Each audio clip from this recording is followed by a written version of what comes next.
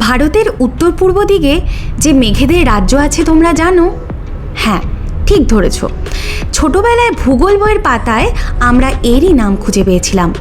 আজ যাচ্ছি সেইখানেই। মেঘালয় মানে মেঘের আলয় বা মেঘেদের বাড়ি। মেঘেদের বাড়িই যাচ্ছি আজ। হাই গাইস, আজ শনিবার, উইকেন্ড, শনি রবি দুদিন ছুটি আছে, সেজন্য আমরা আজকে বেরিয়ে পড়েছি ঘুরতে। এখন সকাল বাজে 7:15 আর আমরা যাচ্ছি চেরাপুঞ্জি। অনেকদিন ধরে প্ল্যান করছিলাম, অনেকবার প্ল্যান করেছিলাম যাবো। চেরাপুঞ্জি এর আগেও গেছি, কিন্তু এবছর অনেকদিন ধরে প্ল্যান করছিলাম, যাওয়া হচ্ছিল না। তো ফাইনালি ডিসাইড করলাম যে গুয়াহাটিতে এত গরম, প্রচণ্ড গরম, থাকা যাচ্ছে না একেবারেই।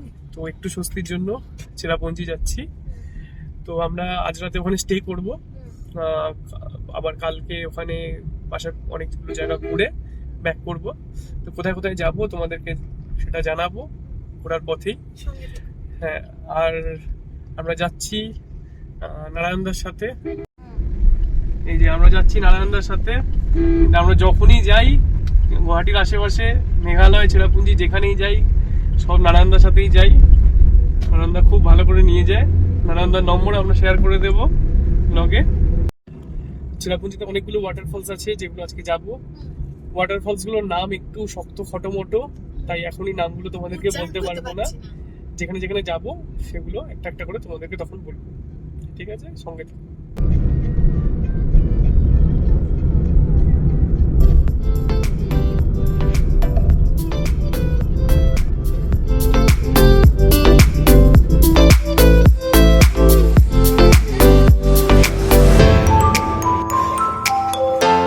আমরা আলু পরোটা প্যাক করে নিলাম। খিদে পাইনি এখনো, সকালে ব্রেকফাস্ট করেই এসেছি। তো তারপরে এখন যাচ্ছি, আবার রওনা দিচ্ছি গন্তব্যের দিকে। আরেকটা কথা, এখানেই কিন্তু আছে মৌসিনরাম, সবচেয়ে বৃষ্টিপাতযুক্ত অঞ্চল। এখানে প্রতি বছর গড়ে প্রায় 11,400 মিলিমিটার বৃষ্টিপাত হয়। ছোট ছোট মালভূমি, সবুজে ঘেরা গালিচার মধ্যে ছোট ছোট বাড়ি বা হোমস্টে, আর রয়েছে পাহাড়ি ঝর্ণা, সরল সাদাসিধে খাসি উপজাতি। তাদের দেখতে দেখতে আজ আমরা যাচ্ছি প্রায় 4,500 ফুট উপরে। খাসি পাহাড়ের নাম থেকে এই উপজাতির নামকরণ।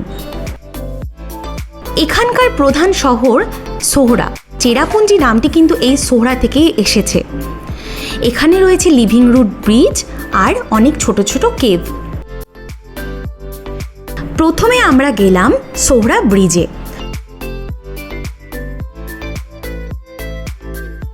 আমরা চলে এসেছি সোহরা ব্রিজে।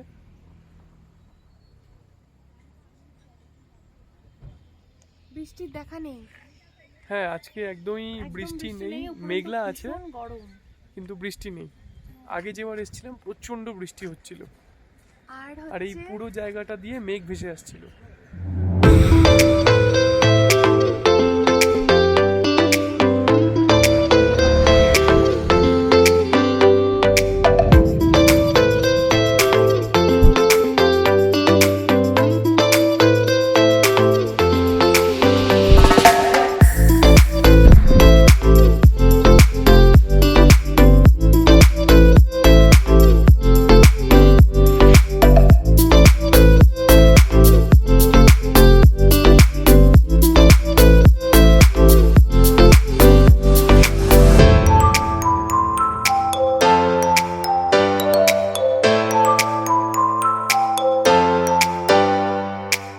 ওখান থেকে লাঞ্চ করে চারপাশে সবুজ দেখতে দেখতে চললাম।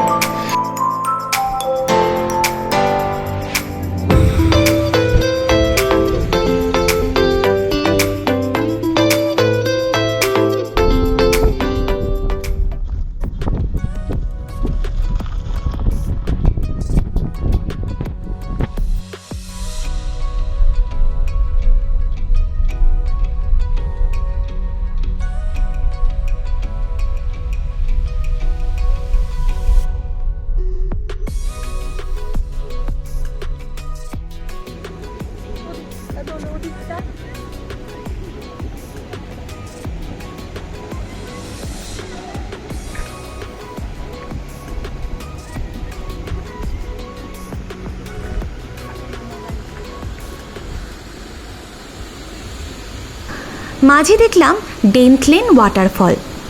মে মাস, বৃষ্টি নেই।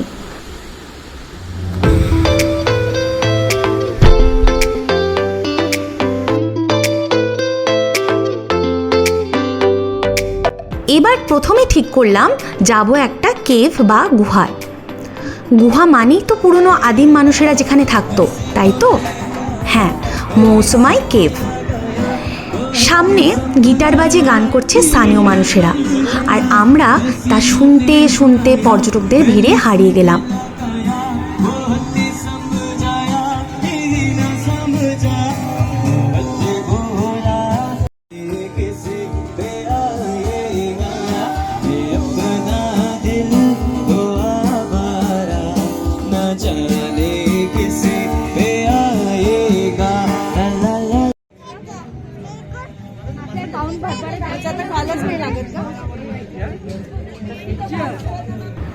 টিকিট কাটতে হয়, বড়দের 30 টাকা, ছোটদের 10 টাকা। কেভ দেখে কিন্তু আমি প্রথমে ভয় পেয়েছি। খুব ছোট আর অনেক মানুষ হামাগুড়ি দিয়ে যাচ্ছে। অল্প একটু গিয়েই আমরা ব্যাক করলাম।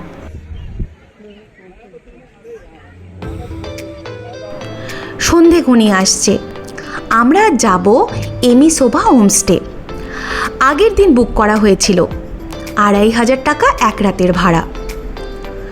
ঢুকেই দেখলাম এত পরিষ্কার সাজানো, আর সবচেয়ে বড় কথা হলো এখান থেকে চারপাশের দৃশ্যগুলো যেন স্বপ্নের মতো।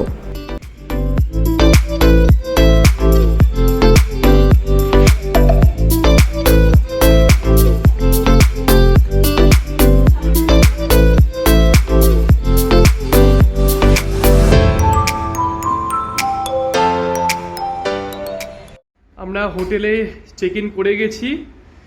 যে হোটেলটায় আমরা আছি সেই হোটেলটার নাম হলো এমিসোবা হোমস্টে অ্যান্ড রেস্টুরেন্ট। নিচে রেস্টুরেন্টও আছে। তো এই যে রুমটা, এই রুমটা ফার্স্ট ফ্লোরে। রুমটা নতুন কনস্ট্রাকশন হয়েছে, নতুন বানানো হয়েছে, রং টং সব নতুন করা হয়েছে। রুমটা বেশ পরিষ্কার আছে, ভালোই লাগছে রুমটা। শুধু একটা জিনিস বলবো যে আগে যখন আমরা মেঘালয় ঘুরতে আসতাম, শিলং আসতাম বা চেরাপুঞ্জি আসতাম, তখন কিন্তু এখানে বৃষ্টি হতো, মাঝে মাঝে বৃষ্টি হতো, মাঝে মাঝে মেঘ চলে আসতো আবার চলে যেত। তো সেই যে বৃষ্টি মেঘের ব্যাপারটা ছিল সেটা কিন্তু এখন অনেকাংশে কমে গেছে। আজকে সারাদিন চেরাপুঞ্জিতে যথেষ্ট গরম ফিল করেছি আমরা দুজনেই। গুয়াহাটিতে তো প্রচন্ড গরম, শিলংয়েও গরম, আর চেরাপুঞ্জি যেখানে কিনা সারা বছর বৃষ্টি হতো হবার কথা, সেই জায়গাতেও কিন্তু গরম পড়ে গেছে। তার যে প্রুফ সেটা তোমরা দেখতে পাচ্ছ। এই যে এই রুমটা যেটা নতুন কনস্ট্রাকশন হয়েছে, এই রুমের উপরে কিন্তু সিলিং ফ্যান একটা লাগানো হয়েছে। তো আগে এখানে কোনো জায়গায় কোনো ঘর, বাড়ি, হোটেল, অফিস কোথাও রুমে কিন্তু ফ্যানের কোনো ব্যবস্থা রাখাই হতো না, কারণ দরকারই পড়তো না। পুরো মেঘালয় এতটাই ঠান্ডা যে এতদিন পর্যন্ত ছিল, এত বছর পর্যন্ত, যে কোথাও কোনো ফ্যানের দরকার পড়তো না। কিন্তু এখন সব জায়গাতে কিন্তু ফ্যান লাগাতে হচ্ছে। এরকম অবস্থা যে চেরাপুঞ্জির মতো জায়গা যেখানে সারা বছর বৃষ্টি হওয়ার কথা, সেখানেও ফ্যান লাগাতে হচ্ছে নতুন হোটেল রুমে। তো এটা একটা খুব ডিসঅ্যাপয়েন্টিং ব্যাপার, পলিউশনের কারণে কিভাবে টেম্পারেচার বাড়ছে। কিন্তু হোটেলটা খুবই সুন্দর। আর এই হোটেলের এই যে রুমটা, এই রুমের ভাড়া হলো 2500 টাকা। গতকালকে আমি 1000 টাকা অনলাইন পেমেন্ট করে বুকিং করে নিয়েছিলাম, আর এখন চেক ইন করার সময় বাকি 1500 টাকা আমি পে করলাম। তো হোটেলের রুম, সবকটা রুম পুরোপুরি ফুল। আমার সাথে অনেকে এসেছিল, অনেক টুরিস্ট রুমের খোঁজ করতে, কেউই রুম পায়নি। তো এটা একটা ভাগ্য ভালো যে আমরা রুম আগে থেকে বুক করে এসেছিলাম, না হলে অনেকটা খুঁজতে হতো অন্য কোনো জায়গায় গিয়ে।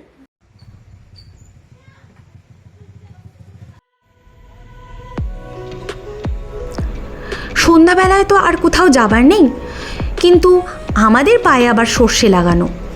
ব্যালকনিতে এসে দাঁড়াতেই দেখলাম রামকৃষ্ণ মিশন লেখা। ব্যাস, দুজনে চলে গেলাম গাড়ি নিয়ে। শান্ত পরিবেশে সুন্দর সাজানো একটা বড় স্কুল, আশ্রম। দূর থেকে শুনতে পাচ্ছিলাম প্রার্থনা সঙ্গীত।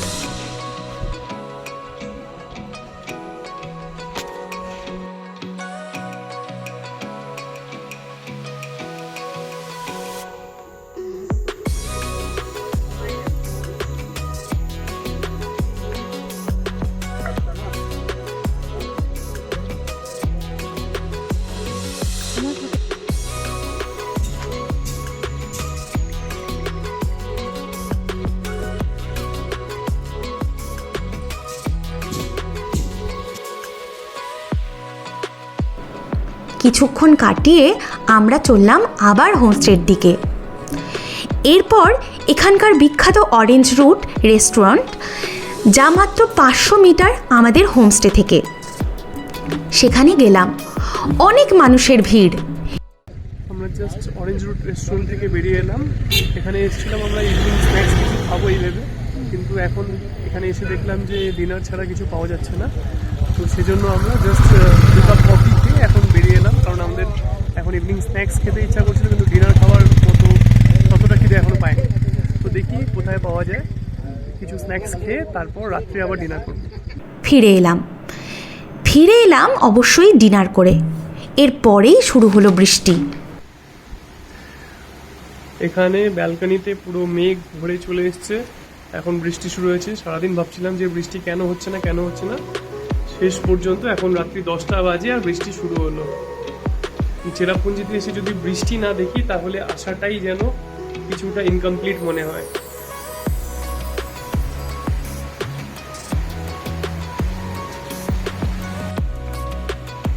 কেমন লাগছে বৃষ্টি তোমার? ও কি সুন্দর বৃষ্টি হচ্ছে।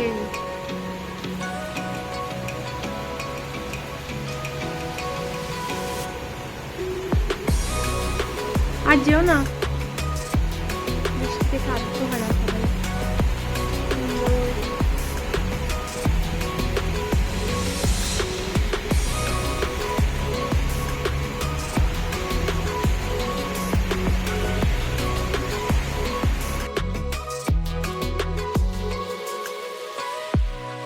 পরের দিন সকাল, আমরা বাইরে বেরিয়ে দেখছি আবার মেঘাচ্ছন্ন।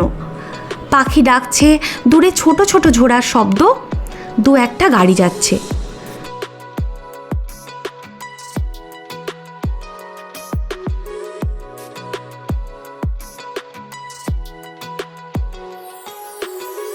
ব্রেকফাস্ট খেলাম। ব্রেকফাস্ট করছে শর্মিষ্ঠা। এটা হচ্ছে পুরি সবজি, এটা হলো অমলেট। আমার ম্যাগি এখনো আসেনি, ও আমাকে ছেড়ে আমার আগেই খেয়ে নিচ্ছে। ঠিক আছে, খাও।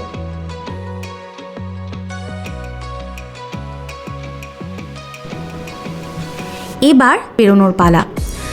মাওলিনলং দেখতে যাব তো, এশিয়ার সবচেয়ে ক্লিনেস্ট ভিলেজ। মন খারাপ হলেও বেরিয়ে যেতে হবে। ও আরেকটা জায়গায়ও যাব, ওই যে বললাম লিভিং রুট ব্রিজ। আমরা চেক আউট করে যাচ্ছি, এখন বাজে প্রায় সকাল 9:30। এখান থেকে আমরা যাব মাওলিলং, সেখান থেকে আমরা যাব লিভিং রুট ব্রিজ, আর তারপর সেখান থেকে ফিফি ওয়াটারফল হয়ে আমরা গুয়াহাটি ব্যাক করব। যেহেতু রাস্তায় জ্যাম চলছে, শিলংয়ের ওখানে একটা ব্রিজের কনস্ট্রাকশন কাজ চলছে, তো গুয়াহাটি থেকে এখানে আসতে আর এখান থেকে গুয়াহাটি ফিরতে অনেক লম্বা ট্রাফিক জ্যামে ফাঁসতে হচ্ছে। তাই গুয়াহাটি থেকে এখানে আসতে আর এখান থেকে গুয়াহাটি যেতে অনেক লম্বা ট্রাফিক জ্যামে আটকে থাকতে হচ্ছে। তো গুয়াহাটি যেতে মোটামুটি 6-7 ঘন্টা টাইম লেগে যাবে, এটা ড্রাইভার বলছে, কারায়নদা বলছে। সেজন্য আমরা চেষ্টা করব দুপুরবেলা যত তাড়াতাড়ি সম্ভব 3:30-4টের মধ্যে আমরা গুয়াহাটি রওনা দেওয়ার চেষ্টা করব। তো চলো তাহলে, এই জায়গাটা বেশ খুব ভালো লাগলো। এবার দেখা যাক নেক্সট জায়গাগুলো কেমন লাগে আজকে। এর আগেও গেছি মাওলিলং, আমি গেছি, শর্মিষ্ঠা যায়নি। মাওলিলং আর লিভিং রুট ব্রিজ আমি আগেও গেছি। তো আজকে শর্মিষ্ঠাকে নিয়ে যাব, দেখি এবার এই বছর পর কেমন জায়গাটা লাগছে আবার।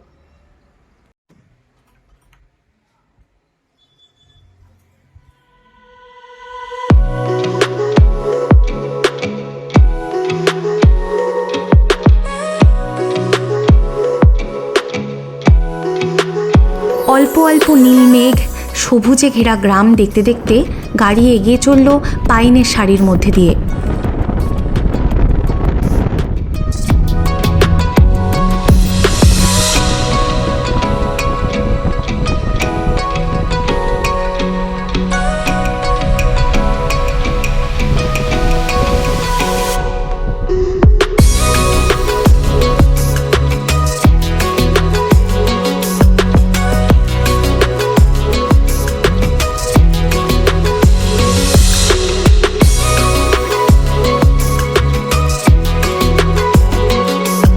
প্রথমে চলে এসেছি লিভিং রুট ব্রিজে।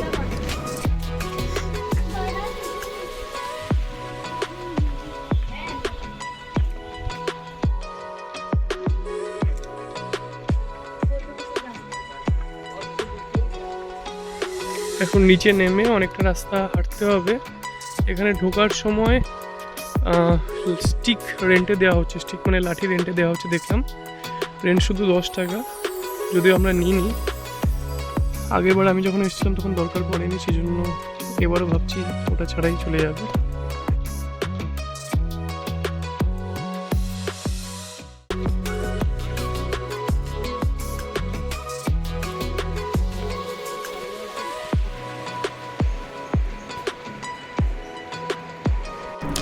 লিভিং রুট ব্রিজ মানে গাছের শিকড় দিয়ে বানানো ব্রিজ।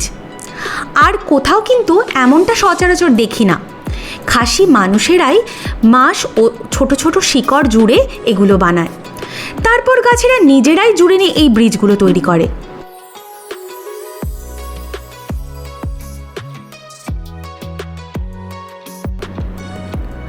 এরপর যাচ্ছি মাওলিন লং গ্রাম, অল্প দূরে।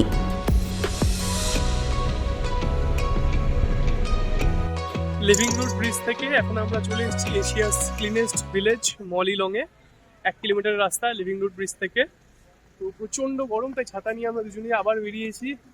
লিভিং রুট ব্রিজে নামতে আর উঠতে গিয়ে একেবারে ঘেমে গরমে শরীর খারাপ লাগছিল, ভীষণ গরম এখানে। তো এখন আমরা ঘুরবো মলিলং। এত পরিষ্কার ছোট ছোট হোমস্টেগুলো, তারই মাঝখানে স্কাই ভিউ পয়েন্ট, বসার জায়গা, বাঁশের ডাস্টবিন, প্লাস্টিক কিন্তু নিষিদ্ধ।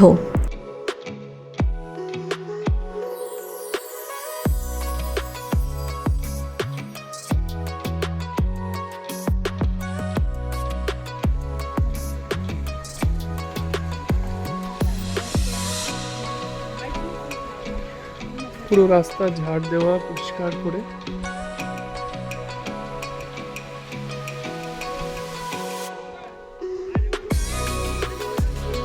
এখানে জায়গায় জায়গায় মাঝে মাঝে ছোট ছোট এরকম বাঁশের ডাস্টবিন বানিয়ে সেখানে সব নোংরা ফেলার ব্যবস্থা করা হয়েছে, যাতে আশপাশ রাস্তাঘাট পরিষ্কার থাকে, নোংরা আবর্জনা ফেলে নষ্ট না হয়।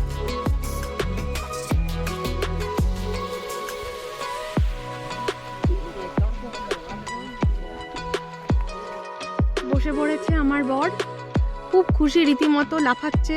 এই নিয়ে ওর বোধহয় 3 নাম্বার বার আসা, 2 নাম্বার, যাই হোক।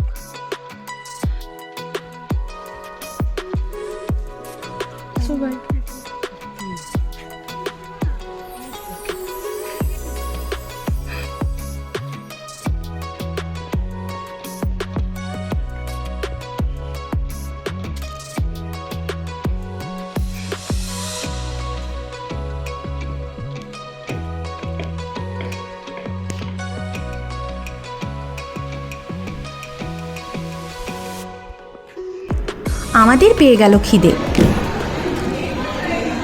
তুমি কি খাচ্ছ বলো? আমাদের খাবার চলে এসছে। শুভ খাচ্ছে হচ্ছে মাশরুম হাক্কা নুডলস, আর এর সাথে সস দিয়েছে কিছু রকম, মানে কয়েক রকম সস দিয়েছে। আর হচ্ছে আমি নিয়েছি প্লেন ভেজ হাক্কা নুডলস, এটা পিওর ভেজ রেস্টুরেন্ট। আর হচ্ছে এখন আমরা একটু কোল্ড ড্রিঙ্কস নিয়েছি, একটা স্প্রাইট, সেটা আসা বাকি। টেস্ট করে ও বলবে কেমন হচ্ছে খেতে। এখন ও টেস্ট করে বলবে কেমন খেতে। ভালো খেতে?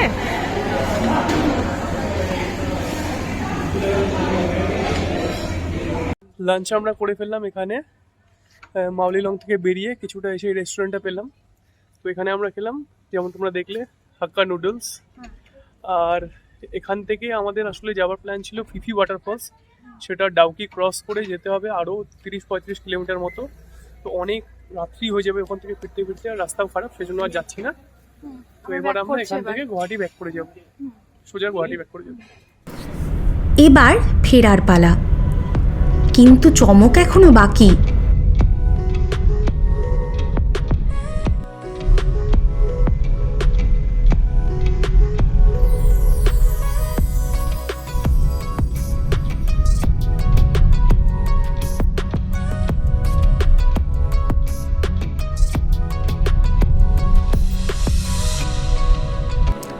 ওমা, এবার সত্যি সত্যি মেঘ চলে এলো যে। মুহূর্তেই মেঘাচ্ছন্ন হয়ে গেল চারিদিক। নেমে পড়লাম মাঝ রাস্তায়।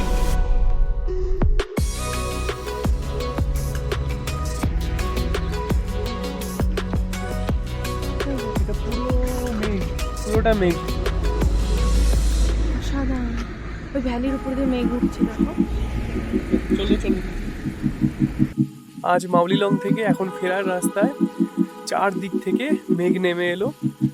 তোমাদের সবাইকে দেখাচ্ছি, দেখো পুরোটা চারদিক থেকে পুরো মেঘ নেমে আসছে যেন আকাশ থেকে। চারদিক পুরো একদম মেঘে ঝাপসা হয়ে গেছে। যে পুরো যা দেখতে পাচ্ছ সব কিন্তু মেঘ, এগুলো ওদিক থেকে আসছে, ভ্যালির ওদিক থেকে সব মেঘ আসছে এদিকে।